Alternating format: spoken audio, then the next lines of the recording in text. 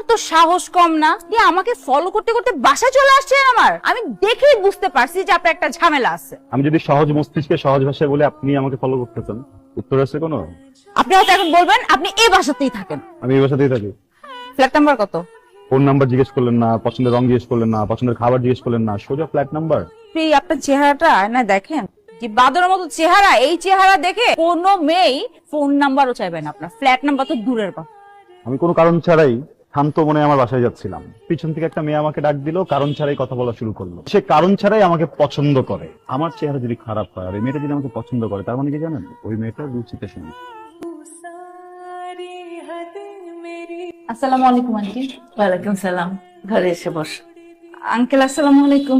ওয়ালাইকুম আসসালাম। মা, তুমি আমাদের বাসায় চলে আসবে সময় পেলেই। তোমার সাথে কথা বললে মনটা ভালো হয়ে যায়। জি আন্টি, চেষ্টা করব। অনেস্টলি আন্টি আমি একটু আসছিলাম, লবণ লাগবে, রান্না করতে গিয়ে দেখি লবণ শেষ। তোমার যখন যা লাগবে তুমি আমার কাছ থেকে এসে নিয়ে যাবে। তোমার এত বাইরে বেরোনোর দরকারও নাই। এই পাড়ার ছেলেগুলি তো ভালো না বেশি। একদম ঠিক বলেছেন। ইনফ্যাক্ট গত কয়দিন ধরে একটা ছেলে আমাকে এত বাজেভাবে ফলো করতেছে, এত অসভ্য একটা ছেলে, মানে ব্যবহার এত বাজে। তাহলে তো ক্লাস করতে যাওয়া ছাড়া তোমার একদমই বের হওয়া উচিত হবে না। তোমার যা লাগবে তুমি আমার ছেলেকে বলবে। আমার ছেলের মতো ভদ্র ছেলে হয়ই না। আচ্ছা, তোমার ছেলের গুণকীর্তন না করে এখন ওকে লবণটা দাও। দাও মা, কষ্ট দিলাম বাটিটা আন্টি। দাও। না না, ঠিক আছে। রুশো, হুম, তুমি কি এখানে ফোন স্ক্রল করার জন্য এসছো নাকি আমার সাথে কথা বলার জন্য এসছো? তোমাকে কথা বলতে এসছি। তাহলে ফোনটা রাখো, আমার সাথে একটু কথা বলো। এত আর্জেন্ট কেন ডাকছো, কি হয়েছে? গতকাল তুমি আমার ফোন ধরনি কেন?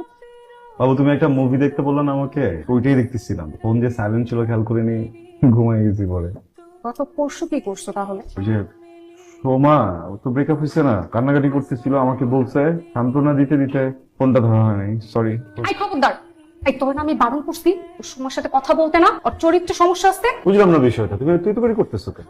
আমার ওই ফ্রেন্ডের চরিত্রের সমস্যা থাকতেই পারে, আমার তো ওর চরিত্রের সমস্যা নেই, তাই না? আমি তো তোমাকে নিয়ে আসছি, তো আমার ফ্রেন্ডটা একটা কষ্ট পেলে আমাকে সান্ত্বনা দিতে যাবো না? পৃথিবীতে এত মেয়ে থাকতে শুধু সোমাকেই কেন সময় দিতে হবে? সোমার জন্য খুব কষ্ট লাগে, বুকে চিনচিন করছে, হায় মন শুধু সোমাকেই চায়।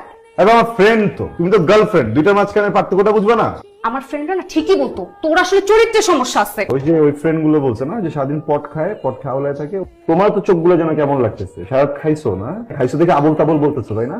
ওই যে আমার সাথে কথাই বলবো, উল্টা পাল্টা কথা আমার একদম পছন্দ। কথা বুঝতে পারছো?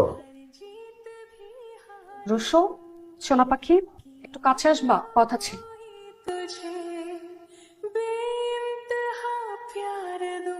ব্রেকআপ।